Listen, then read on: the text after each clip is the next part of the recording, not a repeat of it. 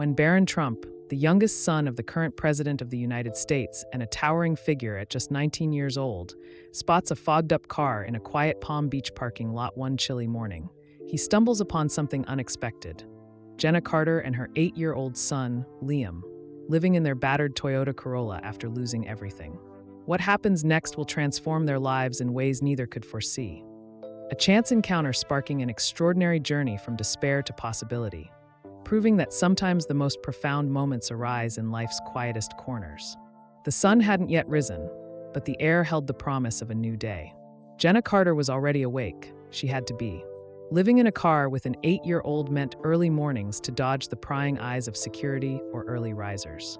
"Liam, buddy, time to wake up," Jenna whispered, nudging her son's shoulder. Liam was nestled in a pile of blankets in the back seat of their Toyota Corolla, his favorite green hoodie pulled tight over his head. "5 more minutes, Mom," he grumbled, burrowing deeper into his makeshift bed. "Not today, champ. We've got to get you ready for school before anyone notices us." Jenna kept her tone light, though her neck ached from another night spent propped against the driver's seat. This parking lot behind a Palm Beach strip mall had been their refuge for the past 4 months. Jenna had chosen it with care, clean, well-lit for safety, and close to Liam's elementary school. Best of all, it was near a 24-hour diner where they could freshen up in the bathroom each morning. She checked her phone, 6:10 a.m. The delivery trucks would roll in around 7, and they needed to be gone by then. "Look, the stars are still out," she said, trying to inject some wonder into the moment. First one to spot a shooting star picks breakfast. Liam peeked out, his sandy hair a mess from sleep. "Can we have pancakes if I win?" Jenna's chest tightened.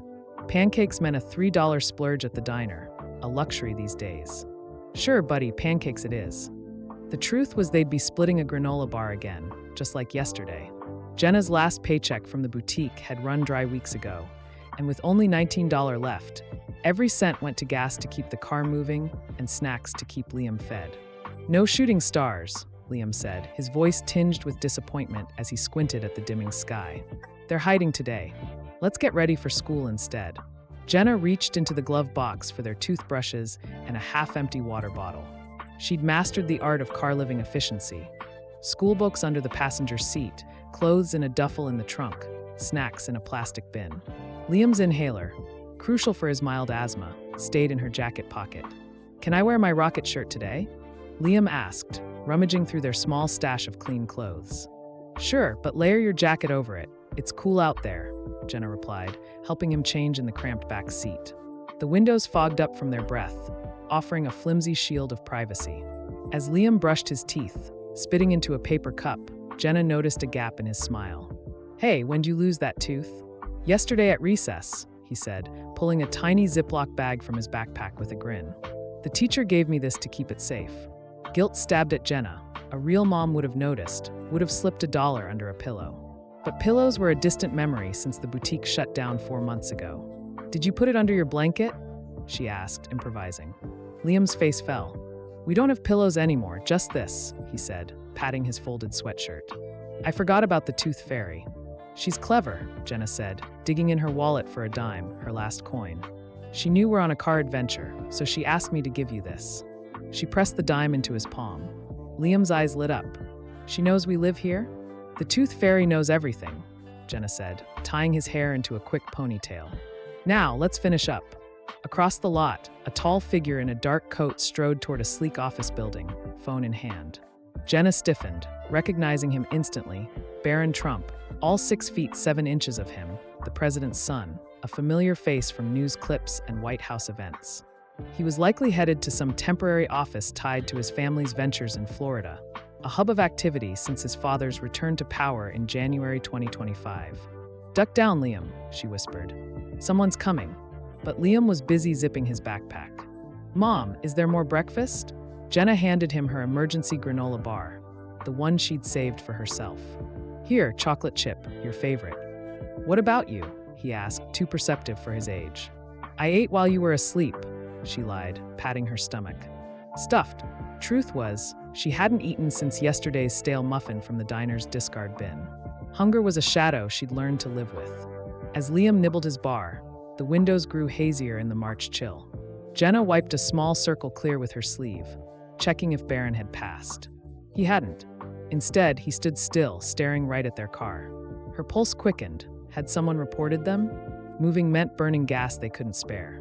"Finish up, Liam, the bus is almost here," she said, forcing calm into her voice. Liam gathered his things, planted a sticky kiss on her cheek, and opened the door. "Bye, Mom.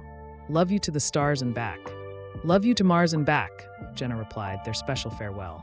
"Have a great day, learn something cool." She watched him skip to the bus stop, backpack bouncing, until he joined the other kids. When she turned back, her breath caught. Barron Trump was walking straight toward her car. She considered driving off, but the tank was too low. Pretending to head to work wouldn't fool anyone, not with her rumpled clothes and the blankets in plain sight. He stopped by her window and tapped lightly. Hands trembling, Jenna rolled it down a crack. Cool air rushed in, mixed with a hint of cologne, sharp, expensive. "Good morning," he said, his voice low and steady. "Morning," she mumbled, heat rising to her face. Being broke was bad enough. Being seen like this by the president's son was mortifying. His eyes scanned the scene. The blankets, the cooler on the floor, the stack of library books under the seat, the empty water bottles. Then he asked the question she'd dodged from everyone. "Why are you living in your car?" It hung there, heavy in the cold air. Jenna's mind scrambled for a deflection. "I'm not," she started, then stopped. The evidence was everywhere: blankets, a cooler for a fridge, toothbrushes in the cup holder. Why bother lying? She sighed. "It's temporary.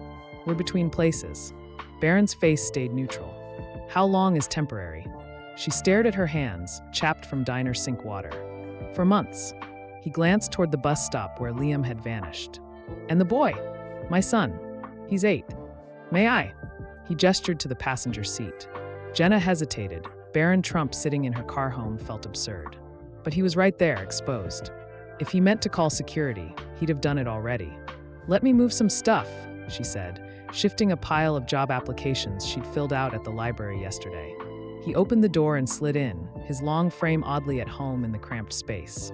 He shut the door, sealing them off from the world. "I'm Barron," he said simply. "I know who you are," Jenna replied. "I'm Jenna Carter." Silence settled, thick and awkward. She braced for the stench of fast food and unwashed laundry to hit him, despite her efforts to keep things tidy. "What happened?" he asked, his question cutting through her defenses. Maybe it was exhaustion, or maybe it was his lack of judgment, but she answered. "I worked at a boutique, Palm Beach Threads, for 6 years. They closed 4 months ago, no warning, just a sign on the door and a final check mailed out. I had savings, but Liam's asthma flared up bad. His inhaler and meds cost $600, even with the discount program." She didn't add that she'd skipped rent to cover it. Some choices spoke for themselves. "No family to stay with?" Barron asked. She shook her head. "Mom passed when I was a teen. Dad's long gone. Liam's father bailed when he was 3. Friends helped a bit. I crashed with my friend Kelly for a week, but her place is tiny, 2 kids already. Everyone's stretched thin." Barron nodded, his eyes drifting around the car, taking in the details of their makeshift life. His gaze landed on the library books poking out from under the seat. "You're studying?" Jenna reached down and pulled out a worn copy of a GED prep guide. "I was trying to get my high school equivalency. I dropped out senior year when Mom got sick, never finished. I've been studying when I can, hoping it'll open some doors." He flipped through the book, his fingers tracing the dog-eared pages. "You've applied for jobs?" 53 applications in 4 months, she said with a bitter laugh. "But they always ask for an address. When I use the shelter's mailing address, crickets. No callbacks." "Why not stay at a shelter?" he asked. "They'd split us up," Jenna said, her voice sharpening. "Liam in the kids' dorm, me in the women's. After his dad left, he had nightmares for a year, terrified I'd vanish too. I promised we'd stick together." She caught herself raising her voice and stopped. "Sorry, it's just, he's been through enough." "No need to apologize," Barron said quietly. "You're keeping your promise." Those words, simple as they were, nearly undid her. Jenna blinked hard, holding back tears. "We're managing," she said, needing him to see they weren't helpless. "Liam hasn't missed school, straight A's even. I clean tables at the diner a few mornings a week for cash under the table. We shower at the community center when I volunteer there." Barron sat back, looking at the GED book again. What would you do if things were different? The question threw her. It had been ages since anyone asked about her dreams, not her problems. "I'd get my GED," Then train as a medical assistant, she said, surprised by her own certainty. Help people like Liam with asthma. Make sure families don't end up like... She gestured around the car. He nodded slowly, then pulled out his phone. Excuse me a sec. To her surprise, he stepped out and walked a few paces away, phone to his ear. Through the window, she saw him speaking intently, glancing back at her occasionally. This is it, she thought. He was calling someone to haul her off, or maybe some do-gooder agency. Either way, they'd have to move again. She calculated how far $19 in gas would get them. Maybe the Walmart lot across town, though it was farther from Liam's school. Barron made another call, shorter this time, his face serious as he paced. Her stomach growled, a loud reminder she'd given Liam her breakfast. She fished a cracker from a crumpled pack in the console. Stale, but something. As she chewed, she watched him, wondering why the president's son was even here. Didn't he have aides for this stuff, with his dad running the country from D.C.? It didn't matter. He'd be gone soon, back to his world of power and privilege, while she figured out their next night. She closed her eyes just for a moment, picturing a real bed, a hot shower, a meal cooked on a stove. The fantasy shattered with a tap on the window. Barron was back. Wait here, he said as she rolled it down. What? I need to arrange something. 30 minutes, can you stay? Yeah, I guess, she said, baffled. But why? His expression gave nothing away. I'd like to keep talking. Before she could press, he turned and strode toward the office building, phone already back at his ear. Jenna stared after him, completely lost. 30 minutes. What could that possibly mean for someone like her? She checked her phone, 7:42 a.m. In half an hour, it'd be 8:12. She settled into her seat, not daring to hope but unable to stop wondering what came next. The wait stretched to 45 minutes. Jenna checked her phone obsessively, watching the battery drop to 11%. She needed it alive in case Liam's school called. Just as she considered leaving, Barron reappeared, crossing the lot with a small paper bag in hand. He knocked again. Sorry for the delay. She rolled down the window. It's fine. I don't exactly have a packed schedule. Mind if I sit? She nodded, and he slid in, setting the bag between them. Brought coffee, he said, pulling out 2 cups. Didn't know how you like it, so there's cream and sugar too. He handed her a cup and a small packet. The warmth felt like a lifeline in her cold hands. Real coffee, not the diner's watered-down freebies. Thanks, she said, sipping it. It was rich, smooth, a small miracle. And this. He reached into his coat and handed her a plastic card. A hotel key with the logo of a nearby extended stay place. What's this? She asked, though she already guessed. A room, paid for 2 weeks. Jenna stared at it, then at him. Why would you do this? Sleeping in a car sucks, he said plainly. It's got 2 beds, a bathroom, a kitchenette. You and Liam can rest while you sort things out. Her instinct was to push it back. Help always came with strings, and she wouldn't risk Liam over them. I can't take this, she said, though her grip tightened on the card. You don't even know me. I know enough, Barron said. You're a mom fighting for your kid. You're studying despite everything. You're not quitting. But why me? There's tons of homeless people in Palm Beach. He looked out the windshield for a beat. Everyone needs a break sometimes. Even me way back. She hesitated, searching for the catch. No strings. One request, he said, pulling a card from his pocket and scribbling on it. Meet me tomorrow, 10 a.m. here. He handed it over, an address in downtown Palm Beach. What's there? People I want you to meet. Bring Liam after school if you need to. She studied his face for deceit, found none. Why trust you? You probably shouldn't, he said with a faint smirk. But what's the downside? He was right. 2 weeks in a hotel beat another night in the car. She could bolt if it felt off. Okay, she said. Tomorrow. He nodded, stepped out, then leaned back in. Oh, and there's a grocery store next door. Room comes with a $200 credit there. Get what you need. Before she could reply, he shut the door and walked off, phone in hand again. Jenna sat, stunned, the key card solid in her palm. 2 weeks, food, money, a meeting tomorrow. It was too good to be true, which meant it probably was. She started the car, wincing at the gas needle hovering near empty. The hotel was close. She could make it and still get Liam to school tomorrow.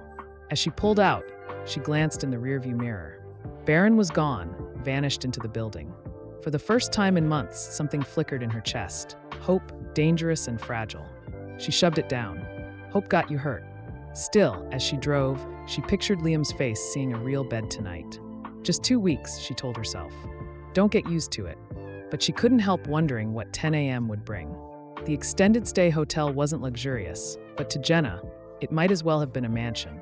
She parked near the entrance, clutching the key card Barron had given her, and stepped out into the crisp Palm Beach morning. Her faded jeans and worn jacket made her feel like an imposter. Would they even let her check in looking like this? She grabbed her purse and walked inside, bracing herself for skeptical glances. The lobby smelled faintly of lemon cleaner, and the clerk behind the desk barely looked up from his screen. Checking in, he asked. I think I already have a room, Jenna said, sliding the key card across the counter. He scanned it, tapped a few keys, and nodded. Room 214, prepaid for 2 weeks. You're good to go. He handed it back with an extra key. Pools open till 9 p.m., breakfast from 6 to 9 in the lobby. Just like that, she had a place to stay. No questions about her wrinkled clothes or missing luggage. Jenna took the elevator to the second floor, following signs to room 214. The key card clicked the lock open on the first try, and she stepped into a clean, simple space. 2 double beds with crisp white sheets, a small kitchenette with a mini fridge and microwave, and a bathroom with a full tub. She set her purse on the dresser and stood there, taking it in. The room smelled faintly of bleach, a sharp contrast to the fast food and sweat stink of the car. She pressed a hand to the nearest mattress, firm, soft, real. A bed with pillows, not a folded sweatshirt. She sank onto it, the weight of the morning crashing over her. Hours ago, she'd woken up cramped in the driver's seat. Now she was here, all because Barron Trump, the president's son, had knocked on her window. It felt like a fever dream, one she'd wake from any second to find security pounding on the door. But the bed was solid beneath her, the key card reel in her hand. She walked to the bathroom and turned on the shower. Hot water poured out instantly, steam rising in clouds. Without hesitation, she shed her clothes and stepped in, letting the heat melt away weeks of grime and tension. The hotel soap smelled like lavender, and she scrubbed until her skin tingled, standing there until the mirror fogged over completely. Wrapped in a fluffy towel afterward, she caught her reflection, gaunt cheeks, dark circles under her eyes, thinner than she'd realized. Months in the car had taken a toll. Pull it together, Jenna, she muttered. This is temporary. 2 weeks, don't get comfortable. She dressed in her least wrinkled outfit, planning to find a laundromat soon, then checked the time. Hours remained before Liam's school let out. She decided to hit the grocery store next door. Barron had mentioned a $200 credit. At the checkout, she watched the total climb nervously. Apples, bread, peanut butter, chicken, milk, cereal, even a pint of chocolate ice cream for Liam. That's $176.43, the cashier said. Room credit. Jenna nodded, handing over the key card. The cashier swiped it and smiled. You've got $23.57 left. Enjoy your day. She walked out with 2 full bags, real food, not scavenged scraps. Back in the room, she stocked the fridge and cupboards, marveling at how normal it felt. Then she drove to Palm Beach Elementary, parking in the pickup line. When the bell rang, kids spilled out, and she spotted Liam, green hoodie, rocket shirt peeking out, backpack bouncing as he ran. Mom, he climbed in, buckling up. I got a star for my spelling test. That's awesome, buddy, Jenna said, smiling at him in the rearview mirror. I've got a surprise for you. Is it pancakes? Better than pancakes. His eyes widened. Nothing's better than pancakes. Wait and see. When they pulled into the hotel lot, Liam pressed his face to the window. Are we visiting someone? Nope, we're staying here for a bit. He trailed her to the elevator, firing questions. Is this a vacation? Do they have a pool? Can I bounce on the bed? Jenna laughed, lighter than she'd felt in months. Sort of a vacation. Yes, there's a pool, and no bouncing on beds. She opened room 214 and Liam darted past, exploring every inch. 2 beds. A TV. Look at this bathtub, Mom. It's huge. He ran to the window, spotting the pool below. Can we swim? Please. Maybe tomorrow. First, how about a snack? I got apples and peanut butter, and maybe ice cream later. Real ice cream? Not the tiny cups from the diner. Real ice cream, a whole pint of chocolate. Liam threw his arms around her waist. This is the best day ever. They sat at the little table, eating apple slices with peanut butter, Liam chattering about school. Jenna watched his face, the worry lines that had crept in over months in the car already softening. But a question gnawed at her. What happened tomorrow at 10 a.m.? And what about when these 2 weeks ended? Sleep eluded her that night, despite the soft bed. She kept checking on Liam, asleep in the other bed, half expecting the room to vanish. By morning, exhaustion mingled with nerves about the meeting. She showered again, because she could, and chose her cleanest jeans and a faded blouse. After making Liam cereal with milk, a luxury after months of dry snacks, she walked him to the bus stop. "Will you pick me up later?" he asked, backpack over one shoulder. "Right on time," she promised. "Maybe we'll hit the pool tonight." His face lit up. "Really? I can wear my swim trunks from last year."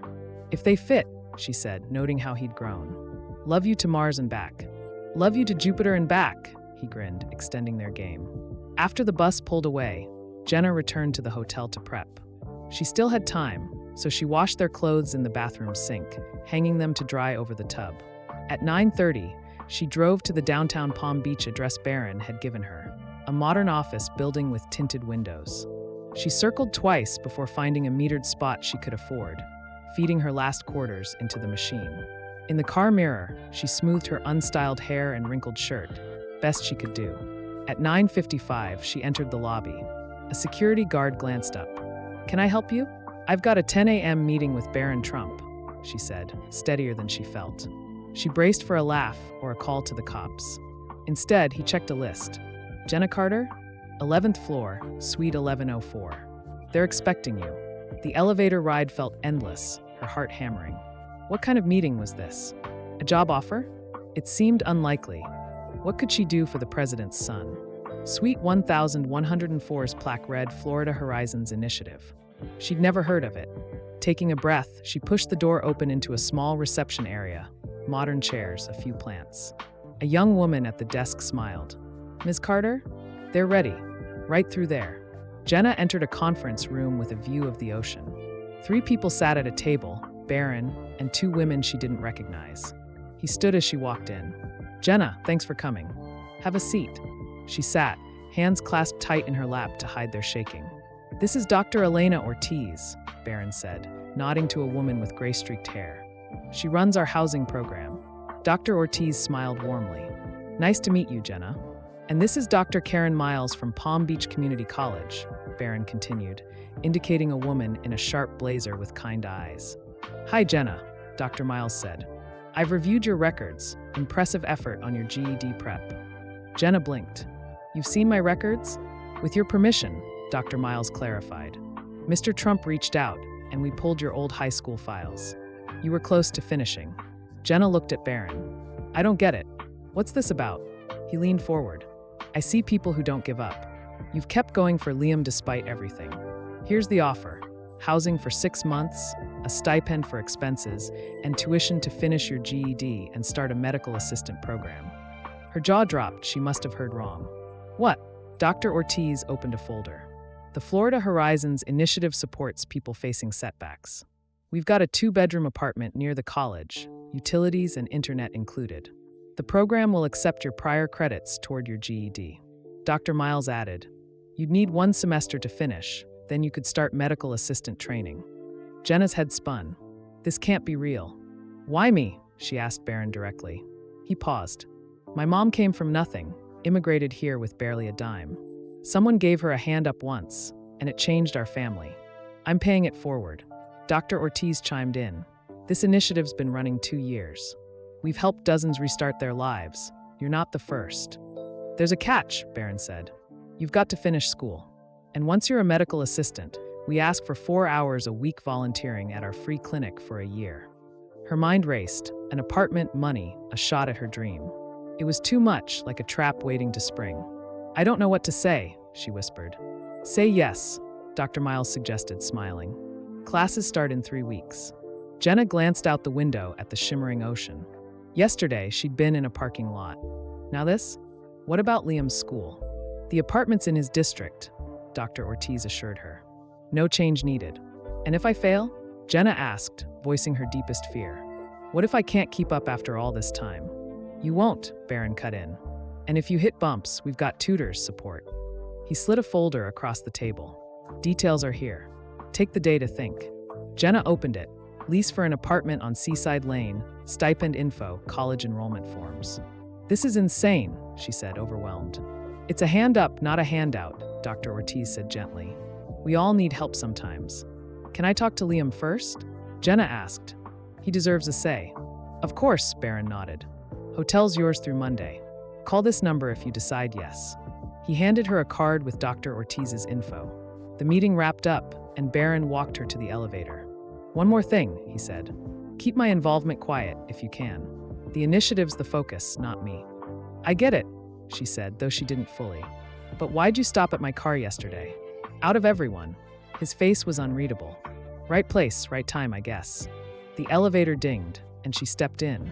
As the doors closed, he held them briefly. Jenna, this isn't charity. It's an investment in you, Liam, and what you'll do next. Don't let pride stop you. The doors shut, and she descended, clutching the folder like a lifeline. Outside, she sat in her car, poring over the documents. It all looked legit: housing, money, education. But why her? What made her special? She spent the weekend torn between hope and doubt, reading the folder obsessively for hidden catches. Online, the Florida Horizons Initiative checked out, a modest site about aiding people in crisis. Liam had no reservations. When she explained it, leaving out Barron's name, his eyes widened. Our own apartment, with rooms and a kitchen. For 6 months, she cautioned. And I'd go back to school, so less time with you. He hugged her tight. You've been so tired since we lost our place. I want you to be happy again. His words sealed it. Monday morning, after dropping Liam at school, she called Dr. Ortiz and said yes.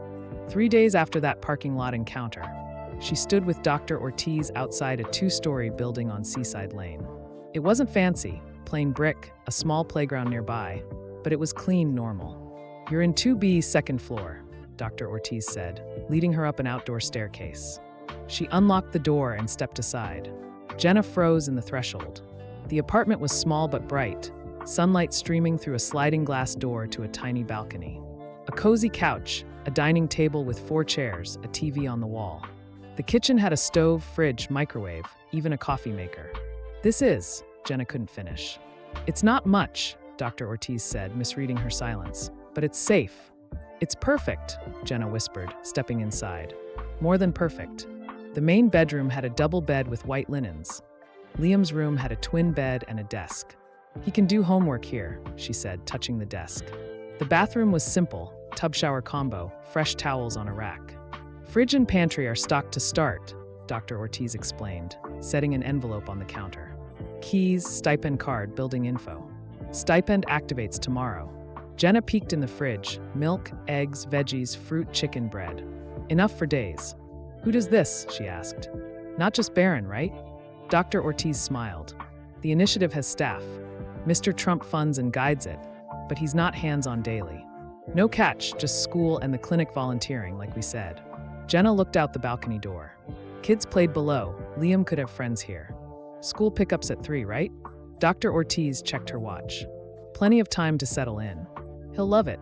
After she left, Jenna wandered the apartment, touching everything. The couch's soft fabric, the smooth counter, the real dishes in the cupboards. At 2:45, she grabbed her keys, real keys to a real home, and headed to get Liam. When they returned, he bolted inside, squealing. This is my room? With a desk? Can I put my rocket poster up? Look, Mom, I can see the playground. He set his treasured photo, him and Jenna at a science fair last year, on his nightstand. Is this our forever home? For 6 months, she said. Then we'll find our own spot. I love it, he declared. It's a real house. Jenna smiled, but a sliver of doubt lingered. Was this too good to be true? What would neighbors think if they knew she'd been in a car days ago? For now, she pushed it aside. They had a home, and that was enough. 2 weeks later, Jenna stood outside Palm Beach Community College's main building, her new backpack strapped tight across her shoulders. Students streamed past, most a decade younger, laughing about spring break plans or scrolling on their phones. She felt ancient at 29, out of place in her thrift store jeans and plain tee. You can do this, she whispered to herself. For Liam, her first day back at school, starting with her GED completion, felt like stepping into a parallel universe. After accepting the Florida Horizons Initiative's offer, she'd called the college admissions office. To her shock, they'd already been contacted, her old high school credits validated, and her enrollment fast-tracked for the semester starting March 31st, 2025. She found her classroom, a small room with rows of desks, and slipped into a back seat. The chatter faded as the instructor, Ms. Harper, walked in, a wiry woman with sharp eyes and a no-nonsense vibe. She called roll, pausing at Jenna Carter. Looking up, she smiled faintly. "Welcome, Jenna. Glad you're here." A few heads turned, and Jenna's cheeks burned as she mumbled a thanks. Ms. Harper launched into a math review. Algebra basics Jenna had studied in the car by flashlight. The familiar equations felt like old friends, and she filled 2 pages with notes, her hand cramping from disuse. It hurt, but in a good way, like stretching a muscle long dormant. By the end of the session, Ms. Harper pulled her aside. "How's it feel to be back?" "Overwhelming," Jenna admitted, "but good." "The dean mentioned you've had a rough patch," Ms. Harper said quietly. "Not details, just that you're starting over. If you need support, my door's open." Jenna nodded, grateful yet uneasy that her past had followed her here. The day blurred through English and science prep, her brain buzzing with new info. She raced to her car afterward, checking the time. The initiative had arranged after-school care for Liam at a nearby community center until 5 p.m. on her class days. But today she'd make it to pickup. Liam bounded out of school, rocket shirt faded but still his favorite. "Mom, did you learn stuff already?" She laughed. "Not everything in one day, buddy. How was yours?" "We made paper airplanes in science." Back at the apartment, Jenna spread her books on the dining table while Liam worked on spelling at the coffee table. The routine, mother and son studying together, felt grounding, a slice of normalcy she'd craved. But as weeks rolled by, the reality of juggling school and single parenthood sank in. She stayed up late, poring over textbooks until her vision blurred, then woke at dawn to pack Liam's lunch and review notes. The pace was relentless. GED prep demanded focus, and gaps from her dropout days tripped her up. One Tuesday evening, 3 weeks in, Jenna sat surrounded by algebra problems, her head pounding. She'd been stuck on the same equation for half an hour. "Mom." Liam stood in his pajamas, clutching his stuffed dinosaur. "Can you read to me?" She glanced at the clock, 8:45 p.m., past his bedtime. "Sorry, bud, I've got a test tomorrow." "How about tomorrow night?" His face fell. "You said that yesterday." Guilt twisted in her gut. Hadn't she? "Short one," she relented, pushing her books aside. "1 chapter. He brightened, grabbing a book about space explorers. They curled up on his bed, and as she read, his small frame relaxed against her. By the end, he was out, breathing soft and steady. She slipped back to her work, exhaustion now laced with regret. Was she trading Liam's childhood for this shot at a future? The next morning, her alarm didn't ring, or maybe she'd slept through it after studying past 1 a.m. "Liam, we're late," she called, tossing a sandwich into his lunchbox while scrambling for her notes. "I can't find my science homework," he yelled from his room. She dug it out from under his bed, crumpled but intact, and they raced out. She dropped him at school just as the bell rang, then sped to campus for her math test. Parking was a nightmare. She sprinted in 5 minutes late. Ms. Harper handed her the test with a concerned look, but said nothing. Jenna's tired brain faltered. Equations she'd drilled last night now jumbled. She finished as time ran out, certain she'd bombed it. That afternoon, her phone rang while she drove to get Liam, the school's number. "Ms. Carter, this is Nurse Evans," a calm voice said. "Liam's having an asthma flare-up. We used his inhaler, but he's still wheezing. He should see a doctor." Panic surged. "I'm 10 minutes out." "We've called an ambulance as a precaution," the nurse added. "We'll meet them at the ER." Jenna U-turned toward Palm Beach Medical Center, berating herself. How had she missed the signs? Liam usually coughed or slowed down before a flare. Had she been too buried in school to notice? At the hospital, Liam sat in a bed, oxygen mask on, looking small and pale. The school nurse hovered nearby as a doctor checked his lungs. "Mom," he rasped, reaching for her. She grabbed his hand. "I'm here, bud." The doctor, a young man with a gentle tone, turned to her. "He's having a moderate attack. We've given him a nebulizer treatment, but we'll keep him a bit to monitor."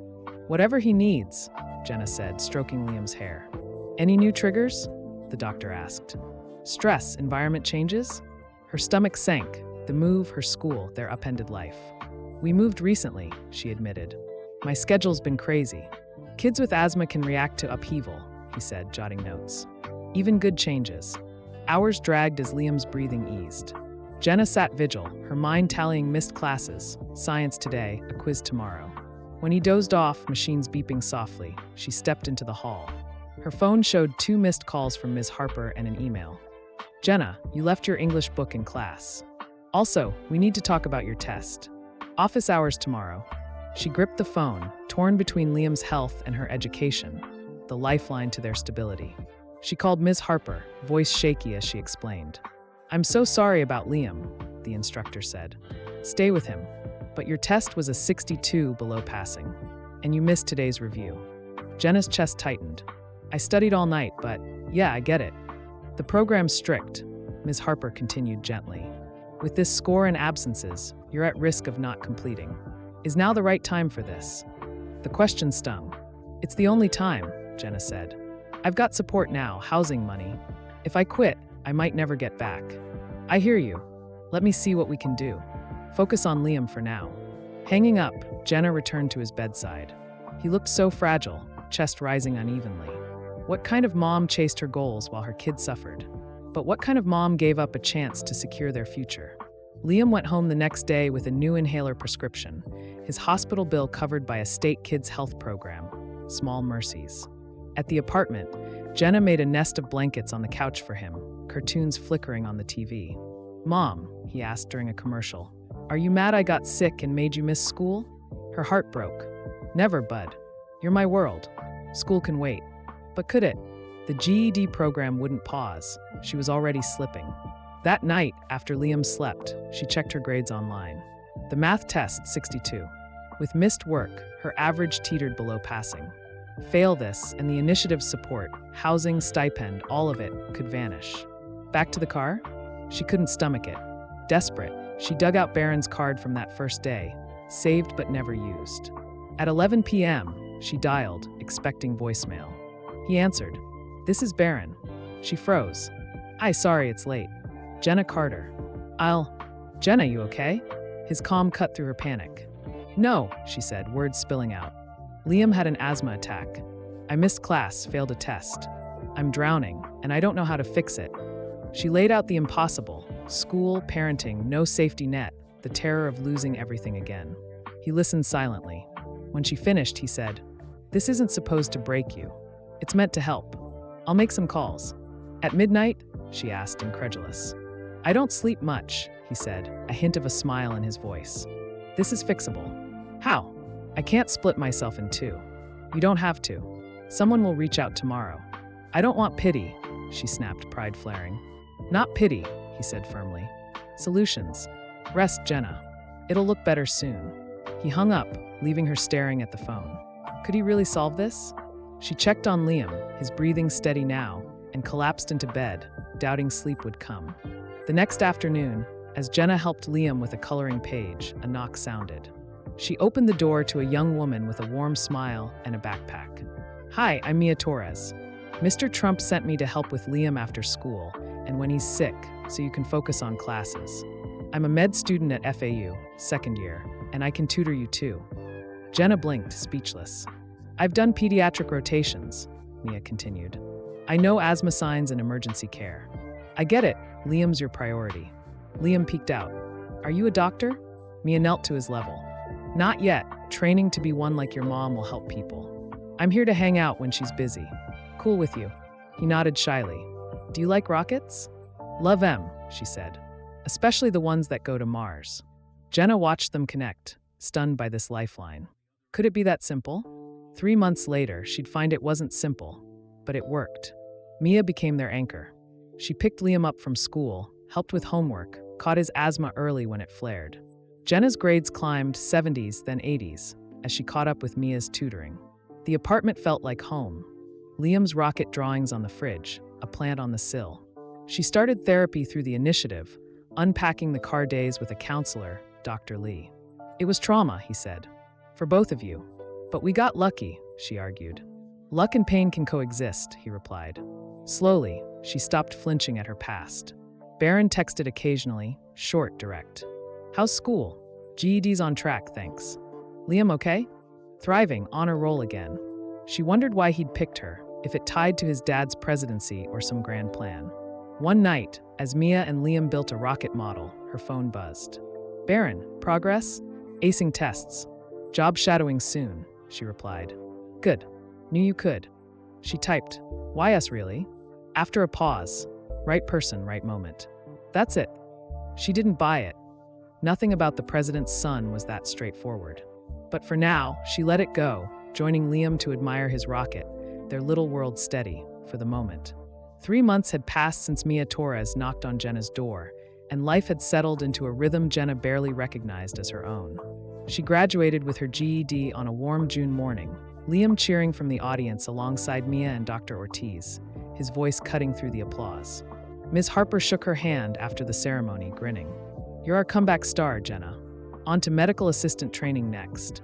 Jenna nodded, still dazed by the diploma in her hand, a ticket to a future she'd once thought impossible. That evening, they celebrated in their Seaside Lane apartment. Mia brought a cake with Jenna the genius in blue icing, Dr. Ortiz dropped off a potted plant, and Liam insisted on pizza. Real pizza, not the discount kind. They ate on the balcony, the ocean breeze rustling Liam's rocket drawings taped to the railing. Are you proud of me, bud? Jenna asked, wiping sauce from his chin.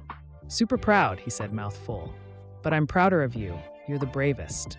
She hugged him close, his words easing the guilt of those early, stretch-thin weeks. It was scary in the car, he added softly. I acted like it was fun for you, but I wasn't sure we'd be okay. Her throat tightened. I'm sorry you were scared. We're safe now, promise. Because of the helper guy? She'd kept Barron's name out of it, calling him a kind person when Liam asked. Yeah, him. Will we meet him to say thanks? Maybe someday, she said, unsure. He's busy. Later, after Liam slept, her phone rang, Dr. Ortiz. Congrats again, Jenna. Got news. Palm Beach General called me for a reference after your shadowing. They're offering you a medical assistant spot. Interview next week. Relief flooded her. That's amazing. Thank you. A real job meant steady pay, benefits. A shot at their own place when the initiative's 6 months ended in July. One more thing, Dr. Ortiz added. We're hosting a fundraiser Friday for a new family support program. We'd love you to speak about your experience, 5 minutes tops. Jenna hesitated. Public speaking wasn't her thing. It'd mean a lot, Dr. Ortiz pressed. Your story inspires donors. Feeling indebted, Jenna agreed. Okay, Friday at 7 p.m., Hilton downtown. Details emailed. The week blurred with prep, writing her speech, practicing in the bathroom mirror while Liam giggled at her serious face. Friday, she left him with Mia for a sleepover and drove downtown, nerves jangling. Her navy dress, bought for shadowing, was simple but new, a quiet victory. The Hilton ballroom glittered with chandeliers and round tables, guests in suits and gowns sipping wine. She felt like a fraud among them, pinning on a guest speaker name tag. Dr. Ortiz greeted her. You're after dinner. Just share your journey, how the initiative helped. Jenna nodded, clutching her note cards, reviewing lines as salad plates arrived. She was so focused she didn't notice someone sit beside her until he spoke. Nervous? She looked up. Barron Trump, all 6 feet 7 inches of him, in a dark suit, the first time she'd seen him since that initial meeting 3 months ago.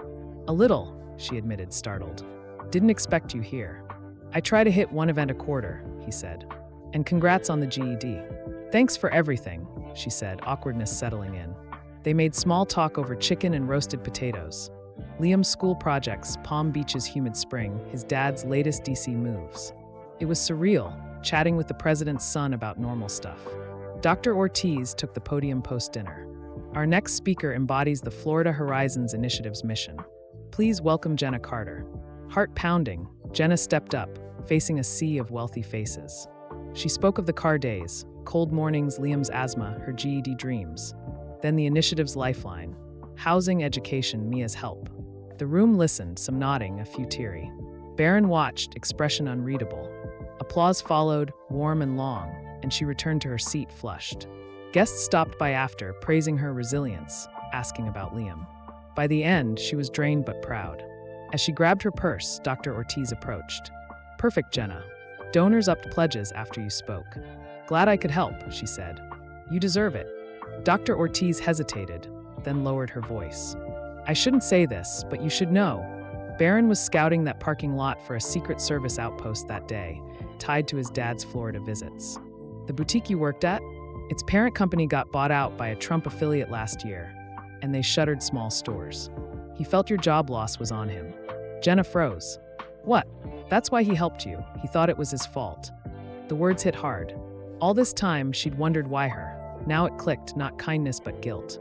Thanks for telling me, she managed, reeling as she drove home. Barron hadn't helped from the heart. He'd fixed a mess he'd partly made. Was her new life just his atonement? The question shadowed her as she started at Palm Beach General the next week, assigned to the outpatient clinic, her dream spot. Her schedule synced with Liam's school, home by dinner most nights. Her first paycheck stunned her, after taxes, enough to save for rent, a cushion she'd never had. She opened a bank account, vowing to build security. We need first and last month's rent, plus a deposit, she told Liam over spaghetti one night, sketching a budget. About $2,800. He nodded, drawing their future house with crayons. Can my room be green? We'll find a place with green paint, she smiled. Routine took root. She worked 3 10-hour shifts weekly, Mia watching Liam when needed. Saturdays, per the initiative deal, she volunteered at their free clinic, checking vitals for uninsured patients, people like her old self scraping by. You've got a knack, Dr. Patel, the clinic head, said after she soothed a nervous teen getting stitches. They trust you. I've been them, she said simply. Weeks on, she hunted apartments. Their 6 months were nearing an end. She found a modest 2-bedroom 10 minutes from Liam's school, affordable with her pay, no perfect credit needed, just job proof. One night, packing books into boxes, Liam asked, "Will the helper guy visit our new place?" She paused. She'd never named Barron. Why do you say that? Mia slipped. He's Barron Trump, right? The tall guy on TV with the president. Jenna sighed, mentally noting to nudge Mia about discretion. Yeah, that's him. But no, he's busy. We could send a thank you card, Liam suggested, taping a box. She nodded, conflicted. Thanking someone who'd maybe caused her hardship felt off. After Liam slept, she sat to write Barron a letter. Whatever his reasons, the initiative had rebuilt her life. She had a job, a home. Liam was happy. She stared at blank paper, unsure how to frame gratitude atop suspicion. Finally, she wrote, Dear Mr. Trump, as we move to our own apartment, I want to thank the Florida Horizons Initiative for 6 months of support, housing, funds, education. It's given us stability. I'll keep volunteering at the clinic and hope to help others like we were helped. Sincerely, Jenna Carter. She mailed it to the initiative, marked for him, doubting he'd see it. 2 weeks later, they moved into their new place, smaller, with creaky floors and old appliances, but hers paid by her salary. Liam beamed in his green-painted room, arranging his dinosaur toys. Like it, Mom? Love it, she said, meaning it. You. It's ours best part, he grinned. That night, she slept soundly, their life hers to claim, or so she thought. A year since Barron's knock, she'd risen from homeless to secure, a medical assistant with savings and dreams of specializing in respiratory care. Liam thrived, friends, soccer, art club, his Carday fears fading. She still volunteered Saturdays, finding purpose in patients' gratitude. One afternoon, the clinic receptionist waved her over. Call for you in the office, from the initiative, about a speech. In the cramped office, she picked up. Jenna, it's Elena Ortiz. We're doing a fundraiser next Saturday for a homeless families program. Will you speak? I'm not big on crowds, Jenna said. Your story launched this. We've helped 25 families already, Elena urged. 4 seasons, 7 p.m. Jenna agreed, swayed by their impact. The next Saturday, she dropped Liam at a friend's and drove downtown, navy dress on, new sneakers a quiet triumph. The 4 Seasons ballroom dazzled, flowers, crystal, wealth. She checked in, pinning on speaker, scanning the crowd. Across the room, by the bar, stood Barron Trump. 7 months since their last encounter, and her stomach flipped, avoid him or confront him. Before she decided, he spotted her, hesitated, then crossed over. Jenna, good to see you. You too, she said stiffly. Drink. He gestured to the bar. She followed, tension thick as they grabbed sodas and found a quiet corner. Elena says you're killing it at the hospital, he said. Yeah, and the clinic. Liam's great, own place now. I heard. Clinic head raves about you. She took a breath, diving in. I need to ask. Elena said you helped me because your family's company bought out my boutique's chain, shut it down. Felt guilty. Barron frowned, genuinely puzzled. What? We don't own that chain. Her certainty wavered. She said it was a Trump affiliate. He shook his head. No. I helped because years ago, in New York, I saw a mom and kid in a car outside our building. I was 12, didn't tell anyone, thought it wasn't my deal. Next day, cops found them. She'd OD'd, kid went to foster care. Stuck with me. He pulled a faded news clipping from his wallet. Woman found dead in car, child in custody, worn from years of carrying. When I saw you and Liam, it was a redo. Couldn't walk away again. Jenna stared, reeling. Not guilt over her job, regret over a stranger's fate. So not my boutique? No. I was there for a security check, Dad's Florida trips. Pure chance. Why'd Elena say that? Maybe a mix-up, or she thought you'd take help easier if I owed you. The room buzzed as Elena signaled the program's start. Gotta prep your speech, Barron said, turning. Wait, she stopped him. Why not tell me this before? It's personal, he said quietly. A screw-up I don't broadcast. Her view shifted. Not a billionaire's fix, but a human choice reshaped by time. The Four Seasons ballroom hummed with anticipation as Jenna processed Barron's words, the faded news clipping still vivid in her mind. A mother and child he couldn't save, a regret that drove him to her car window that March morning. Not guilt over her boutique's closure, but a second chance at a choice he'd failed years ago. It reframed everything. Her new life wasn't a billionaire's cleanup job, but a ripple from a moment of his past. Before she could respond, Dr. Ortiz's voice cut through the chatter. Our next speaker's journey proves what's possible with support. Please welcome Jenna Carter. Heart thudding, Jenna walked to the podium, the sea of well-dressed donors blurring before her. She gripped her note cards, voice shaky at first. A year ago, my son Liam and I lived in our car. 4 months of cold nights, hiding from security, stretching every dollar for his asthma meds. I'd lost my job, my home, my hope. Then the Florida Horizons Initiative gave us a lifeline. Housing, education, a chance to breathe. I earned my GED, started as a medical assistant, and we've got our own place now. Liam's thriving. This wasn't charity. It was a hand up, and I'm proof it works. Applause swelled, warm and genuine, and she returned to her seat, legs trembling but head high. Barron's eyes met hers briefly, a nod of approval, before guests swarmed her table. Donors praising her grit, asking about Liam's school, offering cards for future talks. She smiled through it, drained but buoyed by their response. As the night wound down, dessert plates cleared, Barron approached again. Strong speech.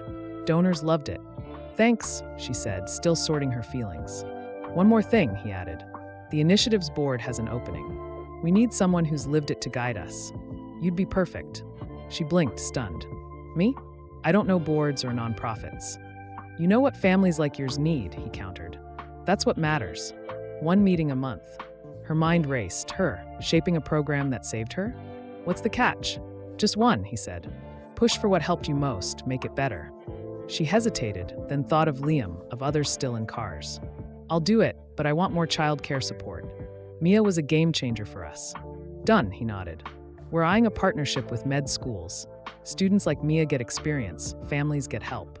They hashed out details as the room emptied, her voice growing steadier.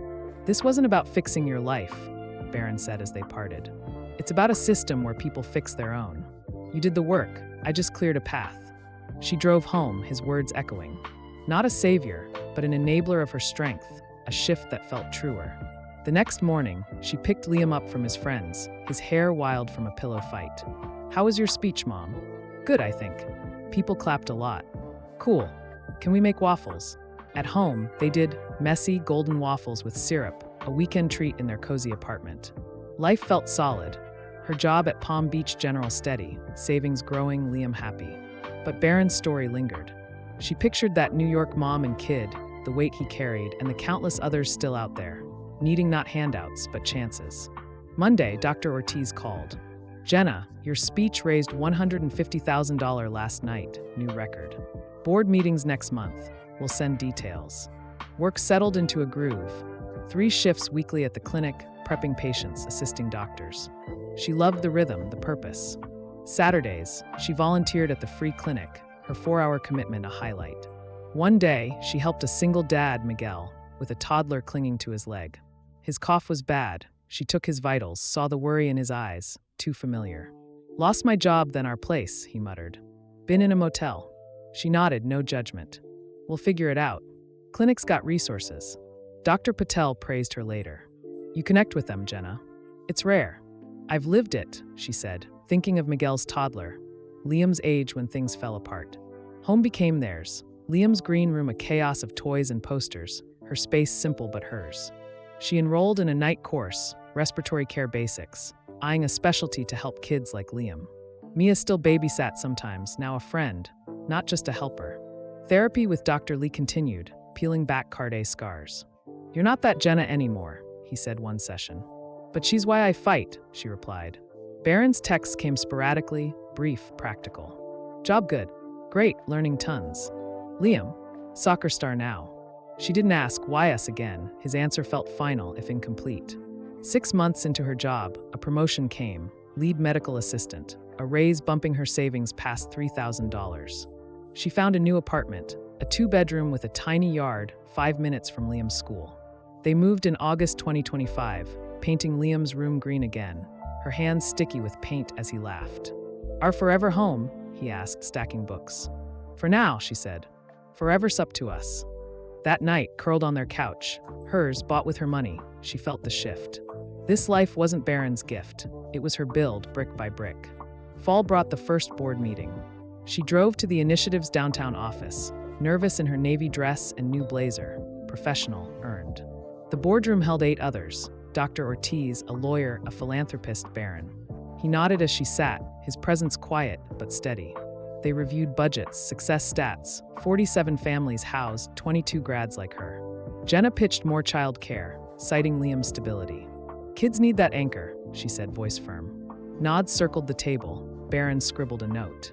After, he caught her in the hall. "Good push. We'll make it happen." "Thanks," she said, then paused. "That clipping, do you still carry it?" He patted his pocket. "Always.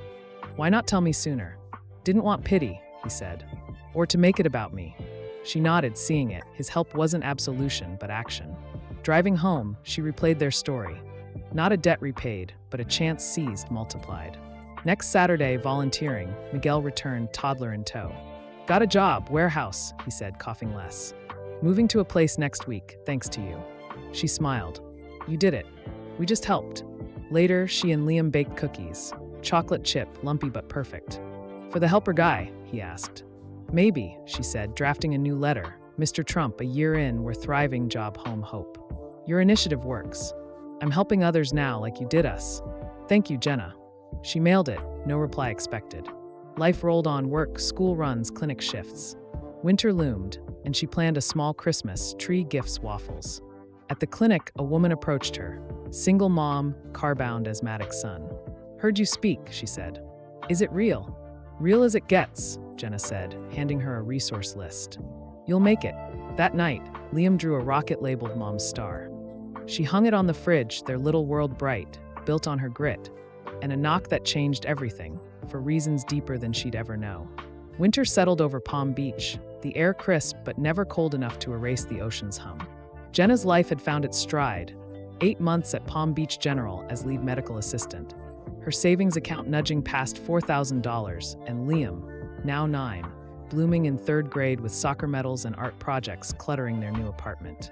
The 2-bedroom on Coral Way, with its scrappy yard and green-painted walls, was theirs, rent paid from her paycheck, a lease signed in her name. She'd swapped night classes for online respiratory care modules, inching toward a specialty that felt like her calling, helping kids like Liam breathe easier. Saturdays remained sacred for the Florida Horizons Initiative Clinic. Her volunteer shifts a steady 4 hours of blood pressure checks, wound care, and quiet talks with patients who reminded her of her car days. One December afternoon, as she wrapped a sprained ankle for a woman named Carla, single mom, 2 kids motel-bound, Carla gripped her hand. "Saw you at that fundraiser last month. Gave me hope. Applied for your program yesterday." Jenna smiled, handing her a resource flyer. "It's real. Takes work, but you'll get there." Dr. Patel caught her after. "You're a rock, Jenna. Patients ask for you." "I get them," she said, thinking of Carla's tired eyes, her own once. Home was a sanctuary. Liam's rocket sketches on the fridge, a thrift store couch she'd re-upholstered, a tiny Christmas tree in the corner they'd decorated with popcorn strings. One evening, as snowflakes fell on TV but not outside, Liam asked, "Can we invite Barron Trump for Christmas?" "To say thanks." Jenna paused, stirring cocoa on the stove. She'd let his name slip months back, and Liam latched on. "He's busy, bud. His dad's the president. probably in DC or Mar-a-Lago with big plans. But he helped us, Liam insisted, drawing a card with a rocket and thank you in red crayon. Can we send this? She softened. Sure, we'll mail it tomorrow. The next day, she posted it to the initiative's office, no expectations, just Liam's hope in an envelope. Life hummed on, work, school runs, clinic shifts. Her board role with the initiative grew. Monthly meetings where she pushed for childcare expansion, citing Liam's stability with Mia. It's not just housing, she told the board in November, Barron scribbling notes across the table.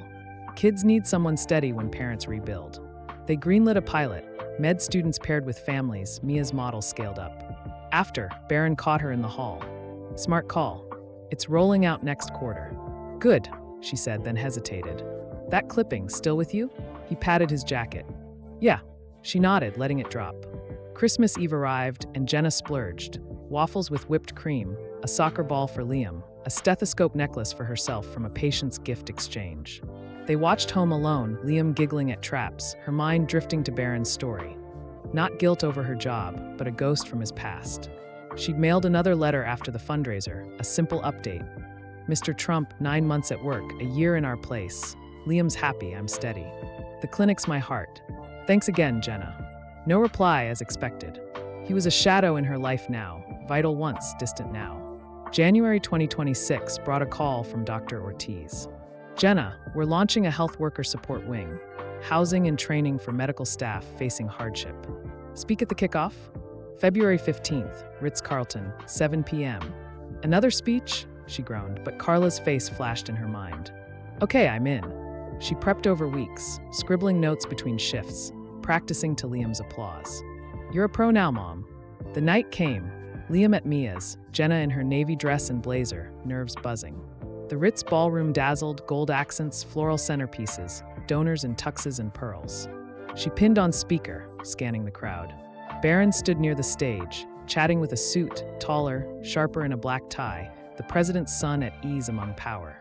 Their eyes met. He nodded, a faint smile, then resumed his talk. She exhaled. Confrontation could wait. Dr. Ortiz introduced her post-dinner. Jenna Carter's story launched our family program. Tonight, it inspires our next step. Welcome her. She took the mic, voice steadier now. 18 months ago, I was homeless, my son in the back seat, asthma meds draining my last dime. The Florida Horizons Initiative gave us a home, education, a future. I'm a medical assistant now, Liam's safe. This new wing can save health workers like me from that edge. It's not a gift, it's a chance to rise. The room erupted, louder than before. Back at her table, donors swarmed, handshakes, questions, a nurse saying, "You're why I donated." Barron approached as the crowd thinned. Nailed it again. Raised $200,000 tonight. Wow, she said, then cut in. Elena told me your company killed my job. Guilt drove this. You said no. What's true? He sighed, sipping a soda. She got it wrong. No Trump firm owned that chain. I checked after last time. I saw you that day by accident, scouting security for Dad's visits. It was about that New York mom, not your boutique. Then why'd she say it? Maybe misheard a board chat, some affiliate deal that never touched your store. Or thought you'd trust help more if I owed you. Relief mixed with clarity. Her life wasn't a fix for his mess, but a choice born from his regret. Why not correct her? Didn't matter why you took it, just that you did, he said. Your success proved the model. 68 families now, this health wing next. She nodded, pieces settling. Speech time's up, he said, turning. Wait, one more thing? Shoot. The board. I'm pushing mental health support next. Car days mess you up. Therapy saved me. Smart, he said. Draft it for March. They parted, her steps lighter. Home, she picked up Liam, his sleepy grin warming her. Big claps again? Huge, she laughed, tucking him in. Work rolled on, clinic patients, hospital charts, online classes. February's board meeting loomed. She prepped a therapy proposal, citing her sessions with Dr. Lee. Trauma lingers, she told the board, Barron across the table, pen moving. Counseling bridges the gap. They approved, pairing it with childcare, her mark on the system growing. After, he caught her. Therapy's a win. You're shaping this thing. Trying, she said. That kid in New York, ever find out what happened? He paused. Foster care, then lost track. Hope he's okay. Spring bloomed, and Jenna hit a year at work. $5,000 saved, a raise pending. She and Liam planted marigolds in their yard, dirt under their nails, his chatter about Mars missions filling the air. Clinic shifts brought Carla back. How's now, kids in school, a cashier job? You were right, she said. Hard, but worth it. Jenna beamed. Told you. That night, Liam drew Barron a rocket card. Thanks for Mom's star. And she mailed it with a note. Mr. Trump, 2 years since that knock, job's solid, Liam soaring, clinic's home. Your system works, I'm proof, and I'm building it too. Jenna. No reply, but she didn't need one. Summer 2026 neared, and a patient, a nurse car-bound after a divorce, thanked her for the Health Wing's aid. Heard you at the Ritz, pushed me to apply. You'll climb out, Jenna said, handing her a pamphlet. At home, Liam hung a soccer trophy, their life a tapestry of her making. Barron's knock a spark, her grit the flame. She didn't wonder why us anymore. His reason was his, hers was this: a stable now, a hopeful tomorrow, and a chance to lift others, one steady hand at a time. Summer 2026 draped Palm Beach in a sticky heat, the kind that clung to Jenna's scrubs as she walked from Palm Beach General to her car after a long shift. 18 months into her role as lead medical assistant, she'd mastered the chaos: vitals, charts, soothing anxious patients, while her online respiratory care course edged her closer to a specialty. Liam, now a lanky 9-year-old, thrived summer soccer camp, a best friend named Diego, and a room bursting with rocket models. Their Coral Way apartment, with its marigold-lined yard and creaky porch swing, felt like a permanent anchor, her savings hitting $6,500. Enough for a rainy day or a bigger dream. Saturdays at the Florida Horizons Initiative Clinic remained her heartbeat. 4 hours of care for the uninsured, her volunteer promise now a passion. One July morning, she met Rosa, a young mom with a wheezing 5-year-old Mateo. We're in a shelter, Rosa whispered, clutching a battered inhaler. Can't afford refills. Jenna checked Mateo's lungs, her own history echoing in his shallow breaths. I've been there, she said, handing Rosa a clinic prescription card. This covers it. Bring him back if it worsens. Rosa's eyes welled. You're the one from the speech, right? Car lady. Jenna nodded, smiling. That's me. You'll get through. Word of her story spread. Patients sought her out. Donors remembered her talks. Dr. Ortiz called mid-July. Jenna, our health worker wing's thriving. 12 staff housed, trained. Speak at our fall gala? September 20th, Breakers Hotel, 7 p.m. Big push for clinic expansion. Another one? Jenna sighed, but Rose's face flashed. Fine, I'm in. She prepped between shifts, scribbling notes on napkins, practicing to Liam's cheers. You're famous, Mom. Hardly, she laughed, ruffling his hair. Home was their haven, pizza nights, homework at the kitchen table, a new bookshelf for her medical texts and his sci-fi novels. August brought a raise, $2 more an hour, and she splurged on a used bike for Liam, his whoops filling the yard as he rode circles. Her board roll deepened. At the July meeting, she pitched mental health expansion, more counselors, group sessions. Trauma's a wall, she told the room, Barron across the table, pen tapping. Therapy breaks it. They approved, funding 3 new hires. After, he caught her. Solid idea. Patients need that. Yeah, she said. You still carry that clipping? He pulled it from his wallet, creased, yellowing. Every day. Why not let it go? Keeps me sharp, he said, tucking it back. She nodded, understanding more than she'd admit. September rolled in, and the gala loomed. Liam stayed with Diego's family. Jenna donned her navy dress, worn but trusty, and drove to the Breakers. The ballroom dazzled, chandeliers, silk-draped tables, wealth in tailored suits. She pinned on speaker, nerves buzzing. Barron stood near the entrance, greeting guests, his suit crisp, a quiet command in his stance. Their eyes locked. He nodded, a flicker of something, recognition, before turning back. Dr. Ortiz took the stage after appetizers. Jenna Carter's journey fuels our mission. Tonight, her voice drives our clinic's future. Welcome her. She stepped up, mic heavy in her hand. 2 years ago, I was homeless. My son Liam and I in a car, his asthma meds my last $600. The Florida Horizons Initiative gave us a roof, a shot. I'm a medical assistant now, Liam's safe. This clinic saved us. Expanding it saves more. Health workers, families, kids who can't breathe. It's not a fix, it's a foundation. Applause roared louder than ever, and she sat, pulse racing.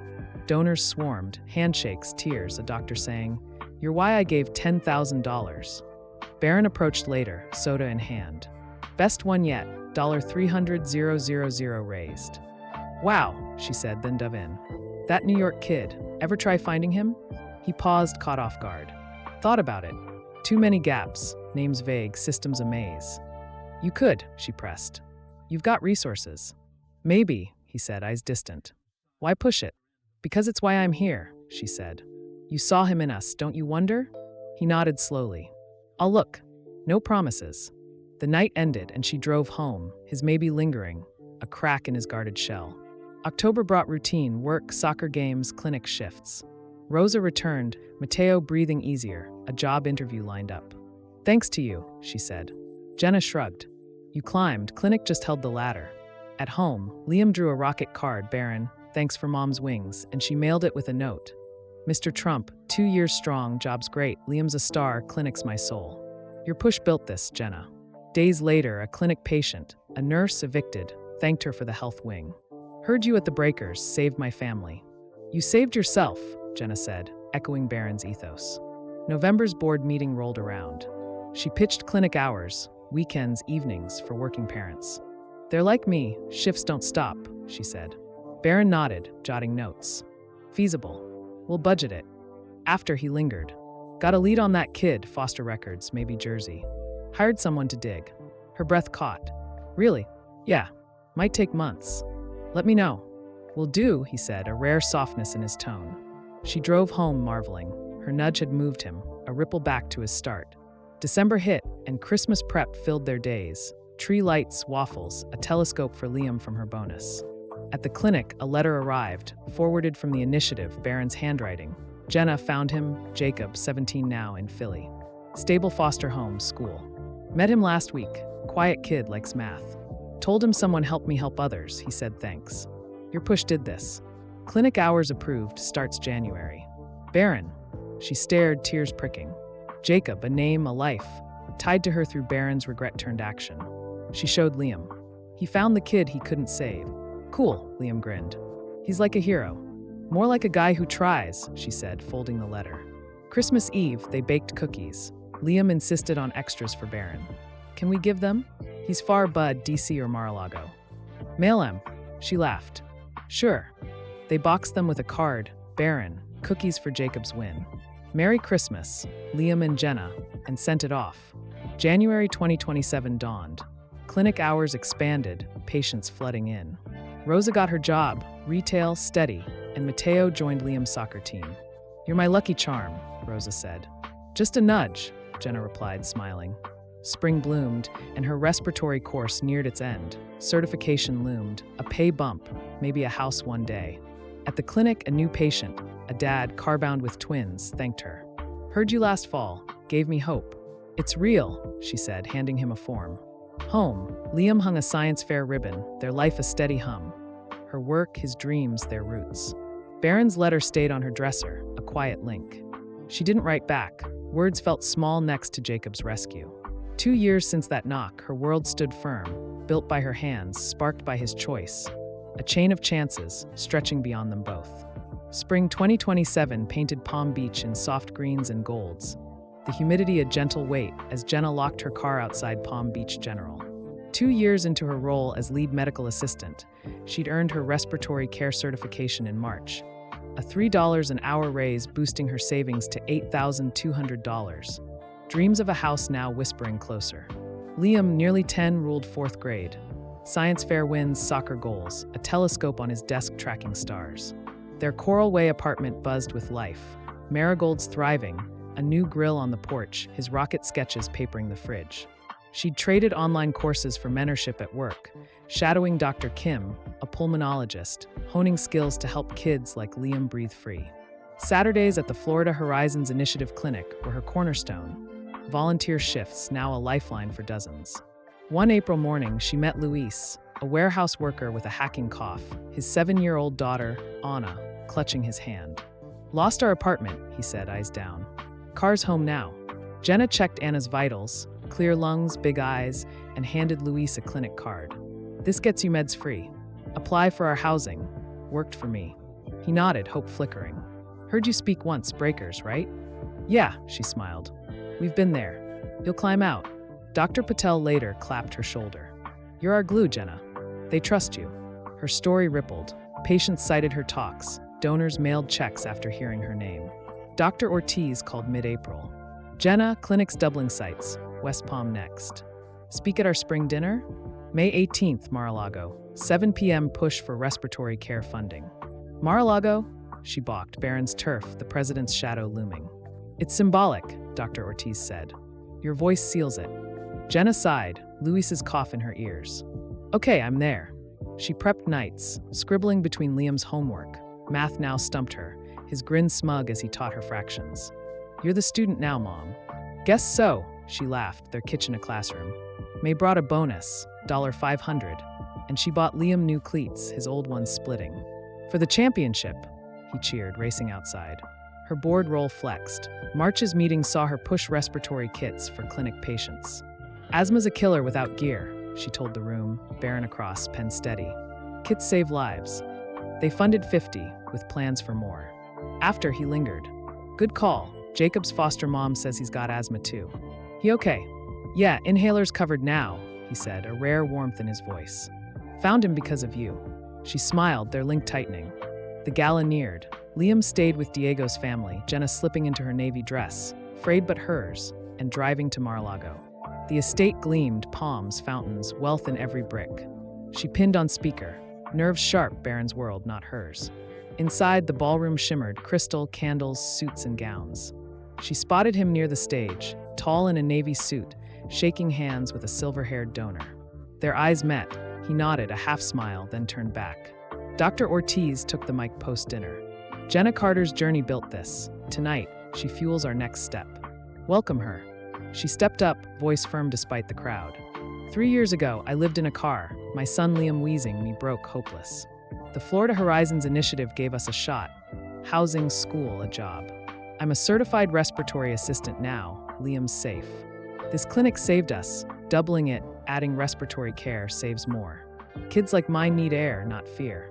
Applause thundered, faces lit with awe. She sat, hands trembling, as donors swarmed, cards pressed into her palm. A pulmonologist pledging $20,000. Barron approached, drink in hand. Killed it, $400,000 tonight. Crazy, she said, then cut in. Jacob, met him again? Yeah, Philly last month, he said, leaning against a pillar. Tall kid, shy, likes rockets like Liam. Brought him a model. Her heart tugged. Liam's twin in spirit. He know about me? Said a mom and kid pushed me to find him. He's grateful. She nodded, then asked, why Mar-a-Lago?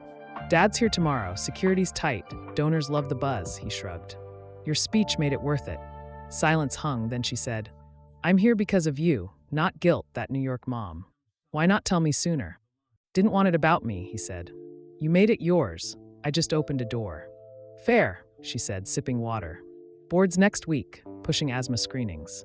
Smart. Funds are there, he nodded. Jacob's why I keep going, he added, pulling the clipping, worn thin now. You're why it works. She met his gaze, a bridge built over years. Liam wants to meet you, thanks for real. He paused. Bring him to the clinic Saturday? I'll be there, new site tour. Really? Yeah, been too long. She smiled, a plan forming. The night ended and she drove home, Mar-a-Lago's glow fading, his world, her moment. Saturday dawned bright. Liam bounced in the car, cleats swapped for sneakers. I get to meet Barron Trump? The rocket guy. Yep, Jenna said, parking at the clinic. Be you, he'll like that. Inside, patients milled, Luis waved, Anna giggling beside him, how's now? Barron arrived, casual in jeans and a polo, towering over staff. He spotted them, striding over. Jenna, Liam, good to see you. Liam grinned, shy but bold. Hi, thanks for helping us, Mom's awesome now. Barron chuckled. She was always awesome, I just nudged her. He knelt. Heard you're a rocket fan. Yeah, Mars is my favorite. Mine too, Barron said, pulling a small Mars rover toy from his pocket. For you. Liam's eyes widened. Cool. Did you make Jacob one? Yep, he's got a Saturn V, Barron said, glancing at Jenna. You two match. They toured the new site, exam rooms, a respiratory bay her push had funded. Liam chattered about space. Barron listened, patient, a side she hadn't seen. After, he joined them at a picnic table outside, Luis's family nearby. This place, it's you now, Barron said to Jenna. Not me. Team effort, she countered. You started it. You ran with it, he shot back, a rare grin. Liam piped up. Can we send Jacob a card? Rocket pals. Good idea, Barron said. I'll get his address. They parted, Barron to a call, Jenna and Liam home. That night, Liam drew a Mars scene to Jacob, rocket buddy, Liam, and she added, Barron, 3 years in, clinic's ours, Liam's joy. Thanks for the start, Jenna. They mailed it Monday. Summer rolled on, work, soccer, clinic shifts. Luis got a promotion. Anna joined Liam's team. At the board, her screenings passed. 50 kids tested, 10 caught early. Your legacy, Dr. Ortiz said. Ours, Jenna corrected, thinking of Barron's knock. Fall loomed, and a patient, a nurse newly housed, thanked her. Heard you at Mar-a-Lago, changed my life. You changed it, Jenna said, echoing Barron. Home, Liam hung a rocket poster, their world firm. Her hands, his spark, a cycle of lift. 3 years since that lot, she stood tall, not wondering why, but knowing how, her grit, his chance, their build. Fall 2027 swept into Palm Beach with a subtle shift. Cooler breezes off the ocean, the marigolds in Jenna's yard fading to brown. 3 years into her role as lead medical assistant at Palm Beach General, her respiratory care certification had deepened her work. Tuning ventilators, teaching kids like Liam to manage asthma, her hands steady with purpose. Savings hit $10,000, a house fund now tangible. She'd started browsing listings, small homes with yards near Liam's school. Liam, 10 and growing fast, ruled 5th grade. Science club president, soccer captain, his telescope a nightly ritual. Their Coral Way apartment glowed with their marks, a grill sizzling on weekends, his rocket art framing the walls. Saturdays at the Florida Horizons Initiative Clinic anchored her. Volunteer shifts, now a lifeline for hundreds across 2 sites. One October morning, she met Sophia, a waitress with a 6-year-old Carlos, his cough a rasp she knew too well. We're in a motel, Sophia said, voice low. Meds ran out. Jenna checked Carlos, wheezing, tight chest, and handed Sophia a clinic inhaler card. This covers it. Apply for housing too. I've been there, it works. Sophia's eyes lit. You're the speech lady, Mar-a-Lago? That's me, Jenna nodded. You'll rise. Dr. Patel caught her later. You're our soul, Jenna. They come for you. Her story echoed. Patients quoted her talks. Donors tied checks to her name. Dr. Ortiz called late October. Jenna, we're opening a 3rd clinic, Lake Worth Respiratory Focus. Speak at our winter gala? December 14th, the Breakers again, 7 p.m. Big ask for expansion. Another speech? She groaned, but Carlos's cough rang in her ears. All right, I'm in. She prepped nights, scribbling between Liam's science projects. His latest, a baking soda volcano, erupted on the porch. You're a pro, Mom, he cheered as she practiced. Just trying, she laughed, their kitchen a lab of love. November brought a promotion, clinical coordinator, $4 more an hour, and she splurged on a telescope upgrade for Liam, his gasp lighting the yard as he spotted Jupiter. Her board roll sharpened. At the October meeting, she pushed mobile asthma units, vans with gear for remote families. Kids can't wait, she told the room, Barron across, pen swift. Screenings catch it early. They funded 3, rolling out spring. After, he lingered. Strong pitch, Jacob's school got a kit too. He good. Yeah, math was now, he said, a flicker of pride. Your nudge found him. She smiled, their thread taut. The gala neared. Liam stayed with Diego's family, Jenna in her navy dress, edges worn, but paired with a new blazer, a quiet win. The breakers dazzled, lights, flowers, wealth in silk and suits. She pinned on speaker. Nerves steady now, 3 years of talks had toughened her. Barron stood near the bar, sharp in a charcoal suit, chatting with a donor. Their eyes met. He nodded, a knowing tilt, then turned back. Dr. Ortiz took the stage post-dinner. Jenna Carter's journey drives us. Tonight, she fuels our 3rd clinic. Welcome her. She gripped the mic, voice clear. 3.5 years ago, I was homeless. My son Liam in a car, his asthma my nightmare. The Florida Horizons Initiative gave us a foundation. Housing, education, a path. I'm a clinical coordinator now, Liam's thriving. This clinic saved us. Expanding it to Lake Worth, focusing on lungs saves more. Kids deserve breath. Families deserve hope. It's a system, not a gift. Applause roared, faces glowing, donors, staff, a nurse whispering, "You're my hero." She sat, steady, as hands pressed cards into hers. A pulmonologist pledging $25,000. Barron approached, soda in hand. Best yet, $500,000 tonight. Insane, she said, then dove in. Jacob, see him much? Philly last week, he said, leaning on a chair. He's 17, wants engineering. Gave him a laptop. You know our story? Bits, said a mom and kid like him change things. Wants to meet Liam someday. Her chest warmed, rocket pals across miles. Why the breakers again? Donors love it. Dad's in DC, no clash, he shrugged. You owned it. She paused, then asked, that clipping, still carry it? He pulled it out, fragile, edges curling. Yeah, why not frame it, move on? It's my why, he said, tucking it back. You're my how. Her breath caught, 3 years distilled to that. Liam met you, still talks about it. Good kid, he said. Bring him to Lake Worth's opening? March 1st. He'd love it, she nodded, a bridge widening. Boards next month. Pushing mobile mental health too. Smart. Funds are ready, he said. You're running this now. We are, she corrected, their rhythm synced. The night closed, she drove home, his words a hum, her how, his why, a cycle complete. December sparkled, tree lights, waffles, a soccer jersey for Liam from her bonus. At the clinic, Sophia returned, housed, Carlos breathing easy, a raise earned. You were right, she said. Hard but real. You did it, Jenna smiled. Home, Liam drew a rocket card, Jacob, Mars rules. Liam, and she added Barron, 3 years strong, clinic's life, Liam's sky. Thanks for the spark, Jenna. They mailed it with cookies. January 2028 dawned. Mobile units rolled out, patients like Luis, now a foreman, praising them. Anna's clear, thanks to you, he said. Team win, she replied. February's board meeting sealed mental health vans, counselors on wheels. Trauma's mobile too, she told Barron and the room. Meet it there. They approved, her mark deep. March 1st arrived, Lake Worth's clinic opening. Liam bounced beside her, telescope toed in hand. Barron again? Yep, she said, parking amid balloons and staff. He strode over, casual in a jacket, towering as ever. Jenna, Liam, glad you're here. Liam grinned. This place is cool. For lungs like mine. Exactly, Barron said, kneeling. Got you something, Mars book, latest stuff. Liam beamed. Awesome. Jacob get one.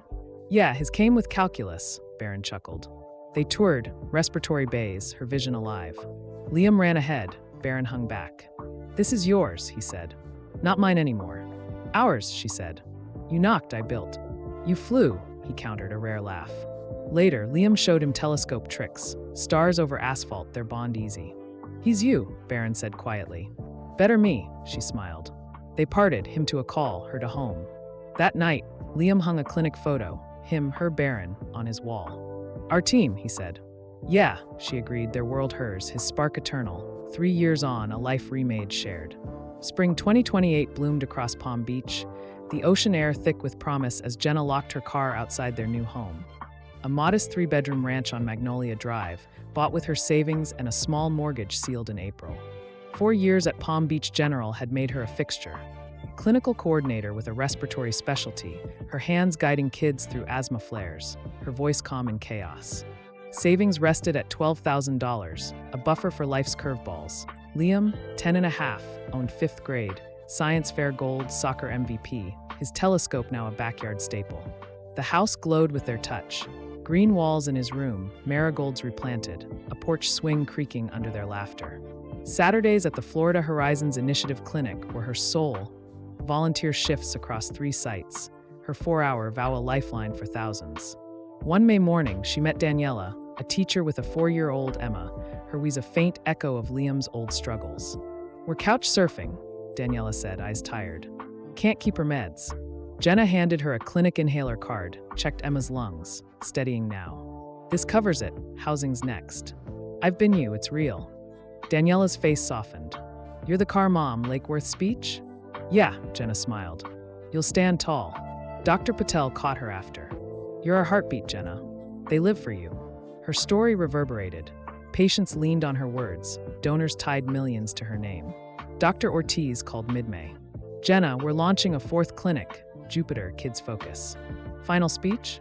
June 22nd. The Breakers, 7 p.m. cap our 5-year plan. Last one, she teased, but Emma's wheeze lingered. I'm there.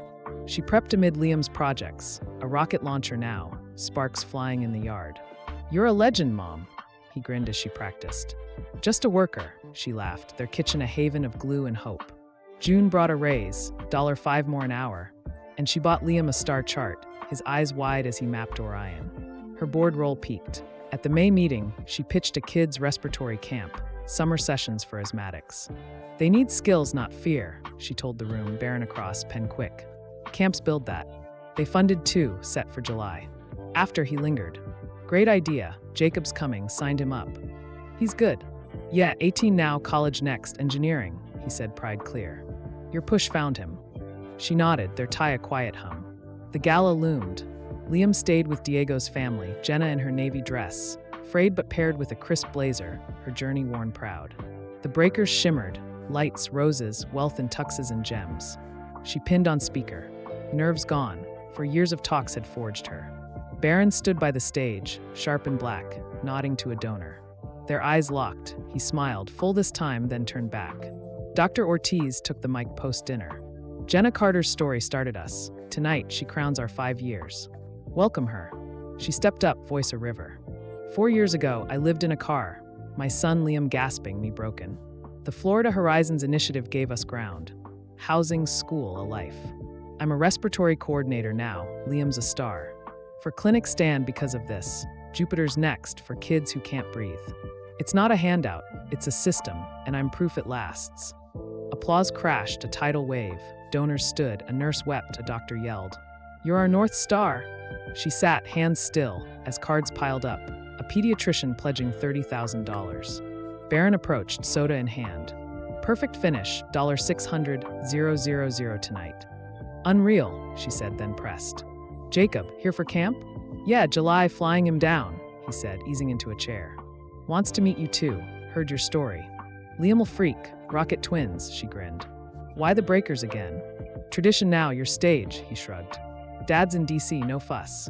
She paused, then asked, that clipping, still got it? He pulled it, near dust now, edges frayed. Yeah, frame it yet? Nah, it's my fuel, he said, tucking it back. You're my fire. Her chest tightened, 4 years and 4 words. Liam keeps asking about you, camp's perfect. Good, he said. Bring him tomorrow? Clinic's quiet, I'll show you Jupiter's plans. He'd love it, she nodded, a circle closing. Board's next week, last push, mobile kids therapy. Funds are set, you've shaped this, he said, eyes steady. Not alone, she replied, their sync a quiet dance. The night faded, she drove home, his fire ringing, her flame, his match, a legacy lit. Next day, Liam buzzed in the car, star chart in lap. Barron again? Coolest guy. He's just a guy, she said, parking at the clinic. But yeah, cool. Inside, patients milled. Sophia waved, Carlos kicking a ball, housed and strong. Barron strode in, jeans and a polo, a blueprint under his arm. Jenna, Liam, hey. Liam grinned. Hi. Camp soon, Jacob, too? Yep, 2 weeks, Barron said, kneeling. Got you this, Mars map, new data. Liam clutched it. Awesome. Tell Jacob hi. Will do, Barron chuckled, unrolling the blueprint. They toured Jupiter's plans, kids' bays, her camp vision alive. Liam darted ahead, Barron hung back. This is yours, he said. I'm just the knock. You're the why, she countered. I'm the how. Team, he grinned, rare and bright. Later, Liam showed him star tricks, Mars glowing overhead, their ease a thread through years. He's your spark, Barron said. You're ours, she replied. They parted, him to a call, her to home. That night, Liam hung the map, their world hers, his nudge her rise. July flared, camp launched, Jacob arrived. Tall, quiet, 18, he shook her hand at the clinic. Barron said you and Liam were like me, car days. Thanks for pushing him. He pushed himself, she said, watching Liam and Jacob bond over rockets, laughter echoing. Work hummed, patients, charts, camp sessions. Daniela returned, housed Emma Clear, a teaching job back. You're my angel, she said. Just a hand, Jenna smiled. August's board meeting sealed her therapy vans, kids' minds mended on wheels. Your capstone, Dr. Ortiz said. Ours, Jenna corrected, Barron's nod across the room. Fall 2028 settled, a patient, a dad, newly housed, thanked her. Heard you at the breakers, saved us. You saved you, she said, his twins giggling nearby. Home, Liam hung a camp photo, him, Jacob, Barron, above his desk. Our rocket team, he said. Yeah, she agreed, penning a final note. Barron for years, house job, Liam's light. Jupiter's ours, camp's alive. Your knock, my build. Thanks forever, Jenna. She mailed it with Liam's Mars sketch, no reply needed. For years since that lot, she stood firm, her hands his spark, a world remade rippling on.